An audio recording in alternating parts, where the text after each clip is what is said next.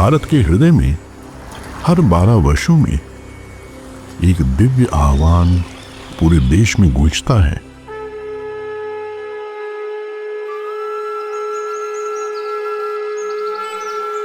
ये आह्वान देश प्रदेश की सीमाओं से परे है।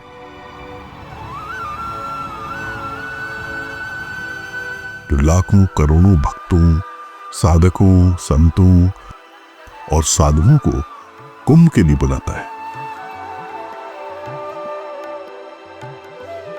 जो पृथ्वी पर सबसे बड़ा आध्यात्मिक आयोजन है, जहां समय तो थम जाता है पर परंपरा अनंत रूप से बहती रहती है। ये वह संगम है जहां श्रद्धा, साधना और सनातन का मिलन होता है, जहां सीमाएं मिट जाती हैं और एकता का अनुभव होता है। Hello, I am Ricardo from Italy. West Bengal से आया हूँ। मैं इजराइल से हैं। राजस्थान जयपुर से।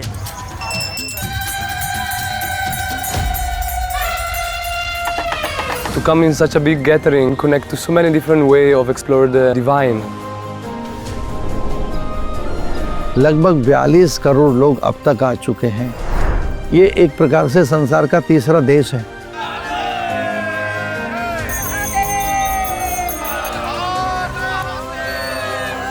लेकिन कुंभ क्या है?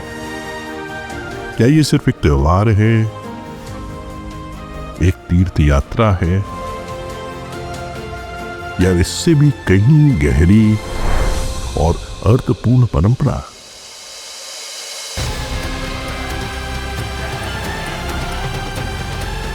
ये वो क्षण है जब आत्मा ब्रह्मांड से संवाद करती है, जहां भीड़ में भी व्यक्ति स्वयं से मिल पाता है और हर डुबकी जन्मों की यात्रा को पवित्र करती है।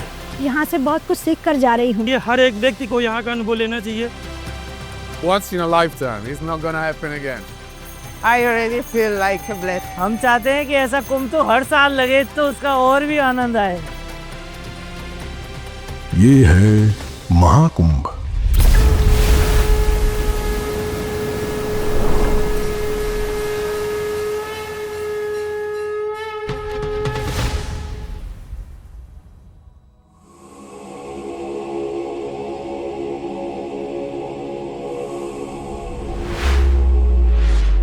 आदिकाल में अमृत की खोज में देवताओं और असुरों ने सागर का मंथन किया। इस दिव्य संघर्ष के समय अमृत की कुछ बूंदें 4 पवित्र स्थलों पर गिरी। वो स्थल थे प्रयागराज, हरिद्वार, नासिक और उज्जैन। ये स्थल अनंत काल के लिए पवित्र हो गए और अमृत की दिव्यता से अभिषिक्त हुए। गरुड़ जी ने इन बूंदों के माध्यम से इन स्थानों को ब्रह्मांड के साथ जोड़ दिया, एक आध्यात्मिक सेतु बना के। इसी प्रकार कुंभ की कालजयी परंपरा आरंभ हुई, जो आध्यात्मिक शुद्धिकरण और आत्म उत्कर्ष का उत्सव है। ऐतिहासिक रूप से 644 ईस्वी पूर्व के आसपास राजा हर्षवर्धन ने प्रयागराज में कुंभ मेले को स्थापित किया था और तब से अनवरत ये परंपरा चलती आई है।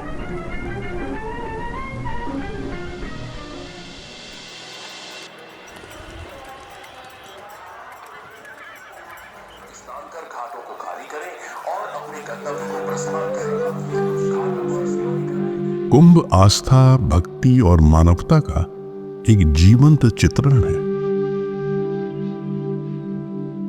भक्त दुनिया के कोने कोने से यात्रा करते हैं, अनगिनत कठिनाइयों का सामना करते हुए इस आध्यात्मिक वातावरण का अनुभव करने और विशेष रूप से शाही स्नानों में भाग लेने के लिए वे पवित्र संगम में स्नान करते हैं।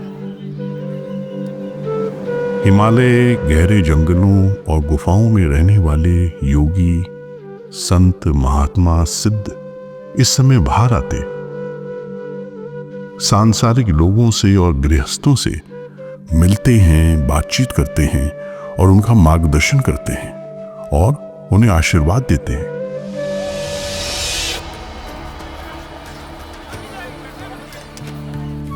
कुंभ मेले को वसुधैव कुटुंबकम यानी संपूर्ण विश्व एक कुटुंब है का सजीव उदाहरण माना जा सकता है। तो जहाँ कुंभ एकता का पर्व है, वहाँ विमर्श का भी है, चिंतन के लिए भी है, संवाद के लिए भी है और परस्पर समन्वय के लिए भी है कि एक साथ बैठें, सब लोग संवाद करें।